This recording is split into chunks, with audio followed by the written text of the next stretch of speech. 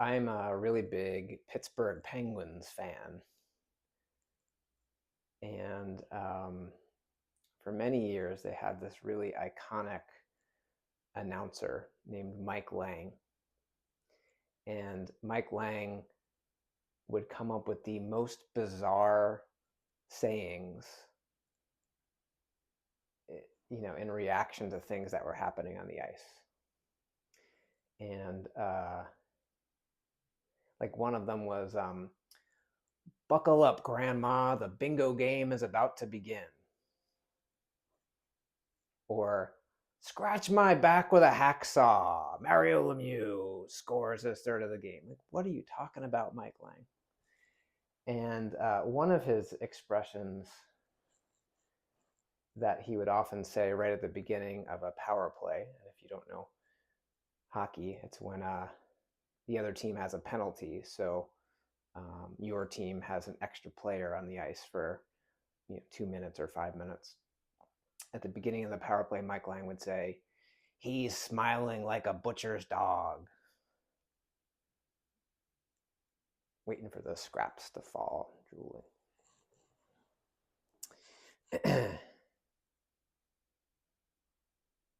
So this talk is about service. Why am I talking about smiling like a butcher's dog? Well, there's a lot of suffering in the world right now. And many people have been expressing their sense of kind of helplessness and hopelessness to me. And I've heard just people talking about it in general. Sometimes I'll get questions about, okay, so what do I do? What do I do with this helplessness or hopelessness? In the sort of, I think, natural reaction, and I say reaction because it's very, reactive. It's not really anything we think about, but the natural reaction is to withdraw from suffering, especially when it's suffering that we can't necessarily fix. So this can happen on a really small scale.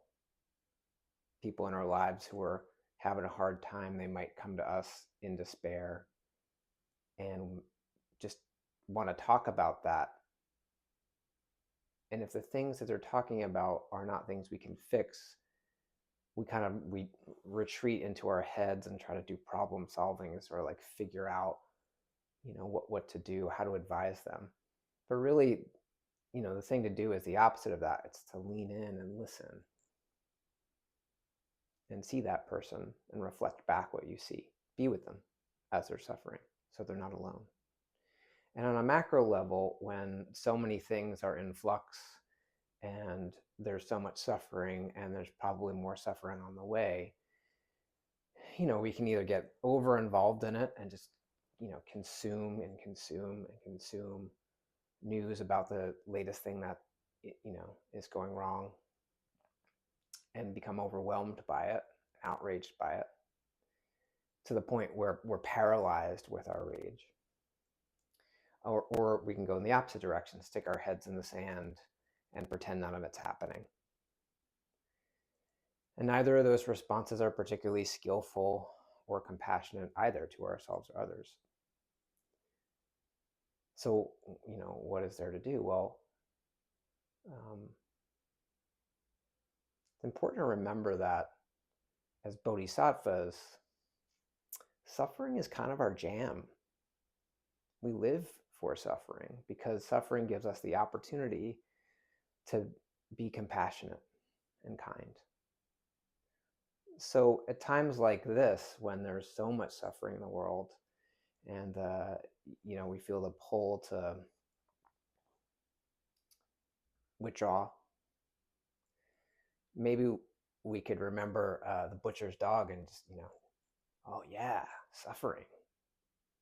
It's a great opportunity. This is not a problem. It's an opportunity for us to practice our vows, practice showing up in the world as bodhisattvas.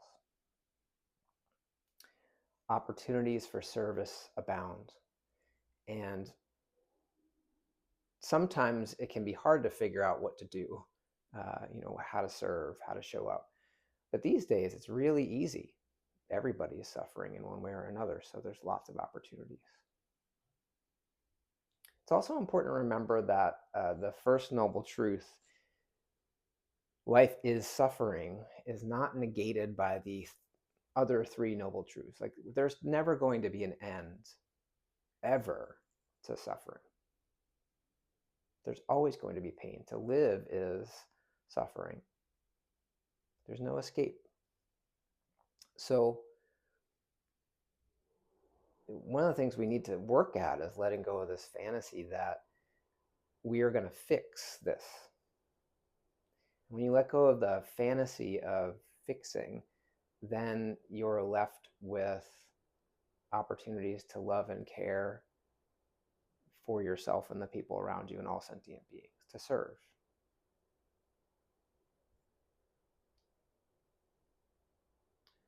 So you might notice wearing my okesa today. I was ordained last weekend. And I wanted to share with you one of the vows that I took during the ceremony, the shukke tokudo ceremony. It really touched me, and I think it sort of gets to the heart of what it means to be a Zen student, not just a Zen priest, but a student of the way. So one of the vows was, I will open the gate of enlightenment, stand just outside that threshold, hearing the cries of existence, and usher all creation through before entering. I just love that. That's why we're here. That's our practice. To open the gate of enlightenment and to stand just at the threshold and usher all of existence through before we enter. Isn't that beautiful? How do we open the gate of enlightenment? Well, we practice awareness. We practice zazen. We practice opening our eyes to what actually is right now. And how do we stand at that gate? We continue our practice. We bear witness. How do we hear the cries of suffering? We pay attention. We don't have to necessarily go looking for it because it's going to find us. Be open and available to it. How do we usher people through the gate, sentient beings through the gate, in any way we can? Sometimes it's just being with them. So if you're feeling helpless and hopeless and kind of caught in despair, and notice yourself kind of pulling away or sort of being consumed by all the suffering, one thing I might recommend to you, if you aren't doing it already, is consider the Service 108 practice opportunity that we offer in our Sangha. Service 108 is committing to 108 days of either some combination of random acts of kindness or formal service of some type. It's a wonderful practice. Random acts of kindness can make a big difference in someone's day. A hello, a thank you, and I appreciate you. Texting someone that you know is having trouble and just saying, I love you. Hope you're doing okay. I'm here for you.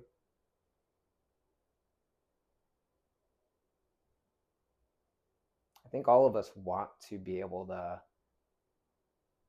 change, the source of suffering if we can. And sometimes we can't. We want to be activists, get out there and really, make a difference. Sometimes we just can't do that on our own. I think the problems are too big for us to manipulate with the power that we have. But we can be racktivists, random acts of kindness racktivists. That matters too. You'd be surprised how much that matters, especially right now. So will you take up the vow of opening the gate of enlightenment, standing just at the threshold, hearing the cries of existence, and ushering all through before you enter.